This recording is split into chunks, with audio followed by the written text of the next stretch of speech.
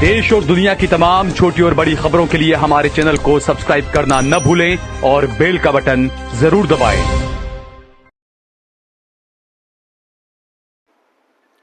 नमस्कार दोस्तों, स्वागत है आपका देश लाइव में और आपके साथ मैं हूं आशिमा त्यागी। दोस्तों, कभी कभी किसी देश की सबसे बड़ी समस्या युद्ध, आतंकवाद या आर्थिक संकट नहीं होती, बल्कि वो कागज होते हैं जिन पर उस देश के नागरिक होने का सबूत लिखा होता है। और आज भारत में वही हो रहा है। जिस दस्तावेज को हम पहचान का सबसे पक्का आधार मानते आए हैं, वही अचानक सवालों के घेरे में आ जाए, उसी पर एक बड़ा प्रश्न चिन्ह लग जाए। बिहार में वोटर लिस्ट से जुड़े SIR विवाद की सुनवाई के दौरान सुप्रीम कोर्ट ने हाल ही में कहा है कि आधार कार्ड और वोटर ID कार्ड नागरिकता का निर्णायक सबूत नहीं है।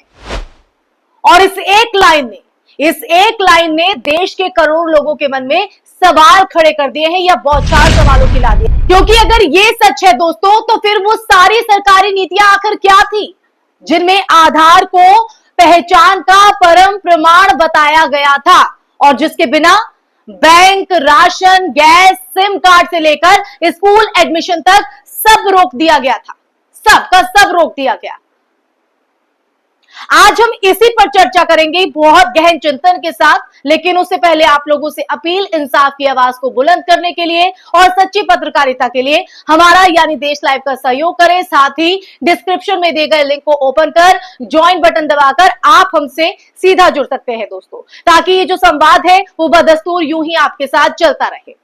चलिए अब आते हैं आज के मुद्दे पर। पिछले एक दशक में सरकार ने आधार को लगभग हर क्षेत्र में अनिवार्य कर दिया था, जैसे कि मैं ऊपर आपको बता चुकी हूं। खाता खोलने, बैंक खाता खोलने, सिम कार्ड लेने, बच्चों का school admission, gas subsidy, pension, ration, यहां तक कि जन्म और मृत्यु प्रमाण पत्र के लिए भी आधार की मांग होने लगी। सरकारी विज्ञापनों और अभियान में इसे पहचान का सबसे पक्का सबूत बताया गया। लेकिन अब सुप्रीम कोर्ट का यह कहना है कि आधार नागरिकता का प्रमाण नहीं है। यह न सिर्फ एक प्रशासनिक विरोधाभास है, बल्कि ये उस भरोसे को भी तोड़ता है दोस्तों, जिसे आम लोगों ने, जी हां, जिसे आम लोगों ने सरकारी दावों पर रखा था। भारत का नागरिकता कानून 1955 का सिटीजनशिप एक्ट है, जिसमें नागरिकता साबित करने के लिए मानक तय है, जैसे जन्म प्रमाण पत्र, माता पिता की नागरिकता दस्तावेज या फिर जो है प्राकृतिकरण की प्रक्रिया। आधार और वोटर ID कार्ड इन मानकों में शामिल नहीं है। ये सिर्फ पहचान पत्र है, नागरिकता का प्रमाण नहीं है दोस्तों। इसी कारण असम के NRC में 2019 में लाखों लोगों के पास आधार, वोटर ID, पैन कार्ड, यहां तक के जो सरकारी नौकरी के दस्तावेज होने के बावजूद उन्हें संदिग्ध नागरिक करार दिया गया। कौन थे वो जिनको संदिग्ध नागरिक करार दे दिया गया? आज बिहार की बात करें तो बिहार के सिनेरियो में SIR यानी स्पेशल समरी रिवीजन के नाम पर मतदाता सूची की जांच और बड़े पैमाने पर नाम काटे जाने की खबरें जो है वो लगातार सामने आ रही हैं। कई इलाकों में लोग ये कह रहे हैं कि ये कहीं NRC और NPR की तैयारी तो नहीं है। NRC के तहत नागरिकता साबित करने का बोझ पूरी तरह नागरिक पर डाल दिया जाता है, हम लोगों पर डाल दिया जाता है वो बोझ। NPR यानी नेशनल पॉपुलेशन रजिस्टर जो 2020 में प्रस्तावित था, उसमें लोगों से माता पिता का जन्म स्थान, जन्म तारीख जैसे संवेदनशील जो सवाल है वो पूछे जाने थे। और इन सवालों को लेकर 2019 से 20 में देश भर में विरोध प्रदर्शन हुए थे और लाखों लोग सड़कों पर उतरे थे।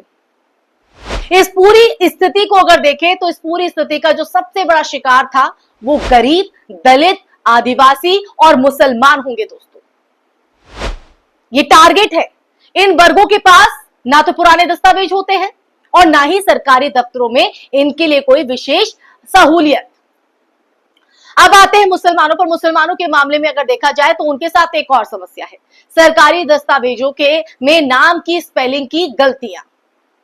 उदाहरण के लिए अब्दुल रज्जाक को अब्दुल रज्जाक लिख दिया जाता है, शमशाद को शमशाद बना दिया जाता है, फिरदौस को फरदौस लिख दिया जाता है और ये छोटी छोटी सी गलती बाद में नागरिकता साबित करने के समय बड़ी समस्या बन जाती है, क्योंकि दस्तावेजों में नाम का जो मेल है वो नहीं हो पाता है, वो मेल नहीं खा पाता है और उन्हें अमान्य करार दे दिया जाता है या दिया जा सकता है। असम का एनआरसी इस खतरे का सबसे बड़ा उदाहरण है दोस्तों। 2019 की बात करें तो 2019 में एनआरसी की अंतिम सूची से करीब 19 लाख लोग बाहर हो गए।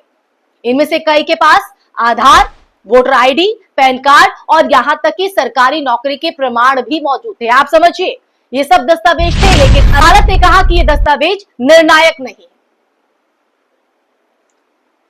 गुवाहाटी के मोइनुल हक, जिनकी उम्र 68 साल है, ने पूरी जिंदगी असम में खेती की। उनके पास आधार, वोटर आईडी, जमीन के कागजात सब थे, लेकिन उनका नाम एनआरसी से बाहर कर दिया गया, क्योंकि उनके माता पिता का जो नाम है, यानी उनके पिता के नाम की जो स्पेलिंग है, वो एक पुराने दस्तावेज में अलग थी।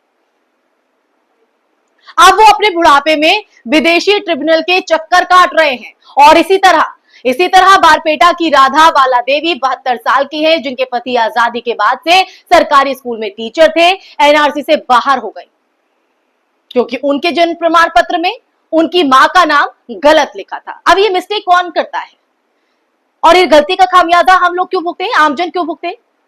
बीजेपी के कई नेताओं ने सार्वजनिक रूप से कहा है कि एनआरसी और एनपीआर लागू किए जाएंगे और गैर कानूनी घुसपैठियों को बाहर कर दिया जाएगा। लेकिन समस्या यह है दोस्तों कि इस प्रक्रिया का शिकार सिर्फ विदेशी नहीं होंगे, बल्कि लाखों असली भारतीय भी फंसेंगे, जिनके पास सभी दस्तावेज सही तरीके से नहीं है। और यही वजह है दोस्तों कि सुप्रीम कोर्ट का यह बयान कि आधार निर्णायक प्रमाण नहीं है, लोगों में डर, दहशत और भ्रम दोनों जो है वो पैदा कर रहा है। अदालत को सिर्फ बयान देने से आगे बढ़कर यह सुनिश्चित करना चाहिए कि केंद्र, जी हां, केंद्र और राज्य सरकारें साफ साफ बताएं कि नागरिकता साबित करने के लिए किन दस्तावेजों को वैध माना जाएगा और पुराने दस्तावेज बनवाने की जो प्रक्रिया को आसान किया जाए। इसे कहीं ना कहीं स्वीकार भी करना चाहिए और इस बात को मानना चाहिए कि आखिर क्या आगे का रास्ता होगा। अगर आप एक गरीब किसान हैं या किसी छोटे गांव में रहने वाले बुजुर्ग हैं, तो आप सोचिए कि आपकी आधी जिंदगी सरकारी दफ्तरों के चक्कर काटने में गुजर जाएगी।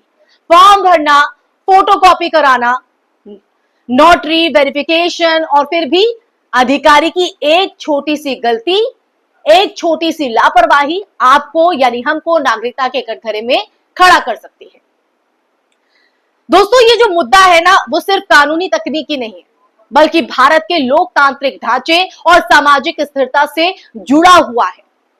अगर आधार, वोटर आईडी और बाकी पहचान पत्र नागरिकता साबित नहीं करते, तो सरकार को पारदर्शी तरीके से ये बताना होगा, जी हां, ये बताना होगा कि नागरिकता साबित करने के मानक आखिर क्या हैं। वरना ये जो स्थिति है ना, ये स्थिति अफरा तफरी, सामाजिक तनाव और राजनीतिक विभाजन को जन्म देगी दोस्तों। और नागरिकता एक बार खो दी जाए तो सिर्फ कागज नहीं, बल्कि आपकी पूरी पहचान ही मिटा दी जाती है या मिट जाती है। और यही सबसे बड़ा खतरा है दोस्तों, यही सबसे भयावह दौर है इसका, जिसे आज पहचानना और रोकना जरूरी है। इसलिए देश लाइव आज ये मुद्दा आपके सामने लेकर आया, इस पर विस्तार से चर्चा की, गहनता से चिंतन किया, मनन किया। अब बारी आपकी है चिंतन और मनन दोनों की, कि आप इसकी पहचान कैसे करेंगे, आप इसे कैसे रोकेंगे, आवाज को दबाकर या आवाज को उठाकर। इसी के साथ ये चर्चा मैं यहीं पर रोकती हूं।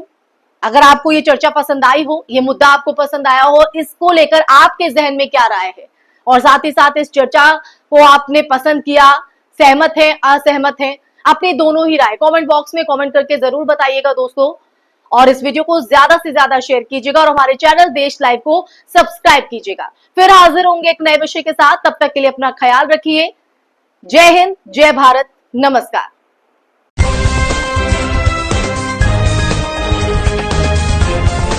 देश और दुनिया की तमाम छोटी और बड़ी खबरों के लिए हमारे चैनल को सब्सक्राइब करना न भूलें और बेल का बटन जरूर दबाएं।